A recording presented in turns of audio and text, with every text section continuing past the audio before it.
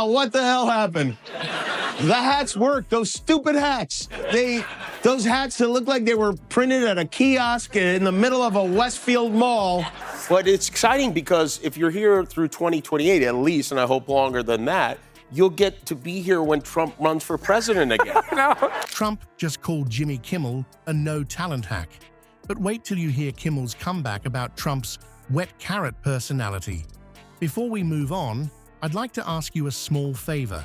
If you appreciate this content, please take a second to like this video and subscribe to the channel. Over 98% of you watch the videos without subscribing. It costs you nothing, but it makes a huge difference to us. So, did you click the subscribe button? Great. Thank you so much. Now back to the video. Is this the burn of the century or just another day in the Trump-Kimmel comedy war?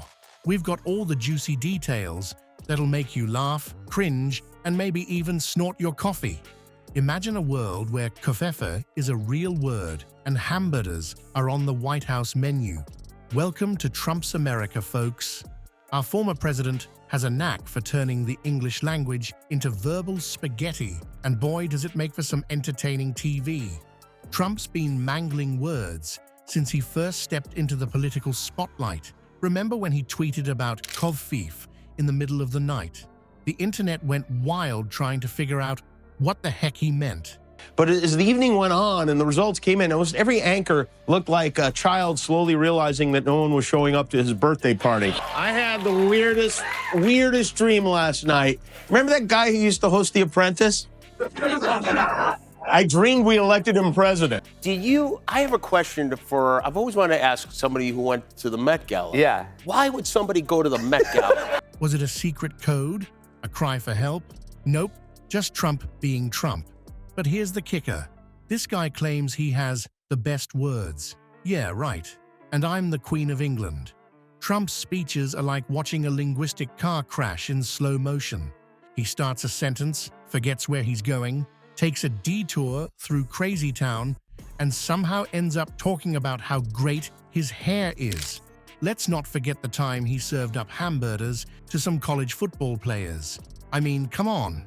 Even my 5-year-old nephew can spell hamburger. But not the leader of the free world, apparently. Experts have had a field day analyzing Trump's unique way of speaking. They say his sentences are often fragmented and nonsensical, like he's playing verbal Jenga with the English language. Kimmel even put together a supercut of Trump butchering words, and let me tell you, it's painful to watch. But the cherry on top of this word, salad Sunday. Trump's claim that Kimmel has the personality of a wet carrot. Now, I don't know about you, but I've never met a carrot with personality, wet or otherwise. Kimmel, being the comedy genius he is, took that insult and ran with it. In a stroke of comedic brilliance, Kimmel fired back, saying, "At least I don't have the personality of a wet carrot, you ruddy rutabaga." It was a big surprise. I think it was even a big surprise to Donald Trump. Did you see his victory speech? He didn't want this. He wanted to win. His plan was to go home to Mar-a-Lago, play 5,000 rounds of golf, phone into Trump TV every morning for 10 years, and then die on the toilet. That was his plan. But it's exciting because if you're here through 2028 at least, and I hope longer than that, you'll get to be here when Trump runs for president again. No. The audience went wild. And Trump? Well, let's just say he wasn't laughing. Trump's reaction was predictably grumpy. He took to Twitter, before he got kicked off, to rant about no talent hacks and fake news. But let's be real. When it comes to a battle of wits, Trump's bringing a spoon to a gunfight. So, what's next in this comedy showdown? Will Trump learn to spell? Will Kimmel start a vegetable-themed insult trend? Only time will tell. But one thing's for sure. We're in for one heck of a linguistic rollercoaster ride. From ruddy rutabaga to ketchup, Kimmel's not done roasting Trump, folks. In fact, he's cooking up a whole new menu of jokes that's got the former president boiling mad. But here's the million-dollar question. What's Kimmel planning to bring to Trump's court date? Jimmy Kimmel's been poking fun at Trump for years, but lately he's really cranked up the heat. Remember when he called Trump's cabinet picks the Legion of Dumb? That's just the appetizer. Kimmel's been serving up zingers faster than Trump can tweet. And boy, is it making the orange man see red. Trump's getting madder by the minute, but that's only encouraging Kimmel to dig deeper into his comedy toolbox. And let me tell you, this guy's got some weird tools. Ketchup bottles? Check. Prison jumpsuits? You bet. Even cologne's fair game in this comedy war. Take the ketchup thing, for example. Kimmel's planning to bring bottles of the stuff to Trump's court appearances. Why? Well, apparently there was this incident where Trump threw a ketchup bottle in a tantrum. Now Kimmel's turning it into a peace offering. I mean, who needs olive branches when you've got condiments, right? I don't understand. Well, it's just the only thing is that was last Monday. Wow, what the hell happened? The hats work. Those stupid hats. Those hats that look like they were printed at a kiosk in the middle of a Westfield mall. Doesn't compare to making so much fun of him at the White House Correspondents' Dinner that he actually ran for president. No. I was excited to be mentioned. I don't know why I was excited to be mentioned, but I was definitely excited. But Kimmel's not the only one having a laugh at Trump's expense. The late-night comedy crew's all in on the action.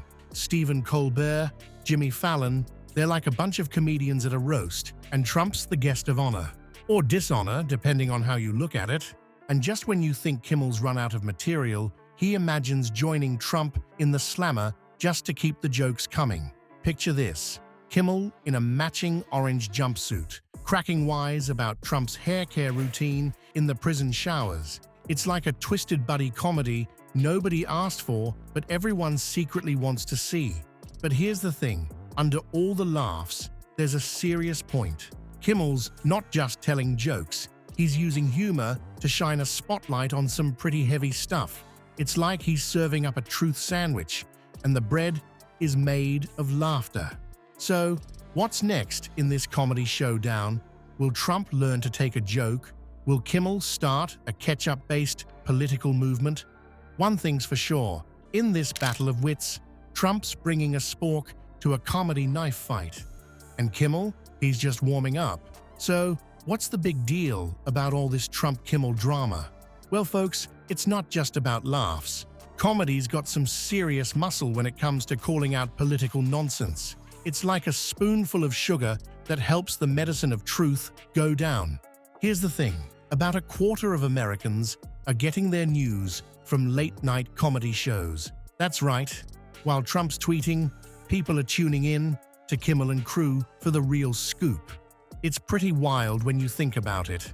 So, here's your homework, kids. Stay informed, stay engaged, but don't forget to laugh. After all, if we can't chuckle at the absurdity of it all, we might just cry. And in true Trumpian fashion, let's end with a tweet. Failing Jimmy Kimmel thinks he's funny. Sad. My words are the best words. Nobody has better words than me. Make America laugh again. She Mala.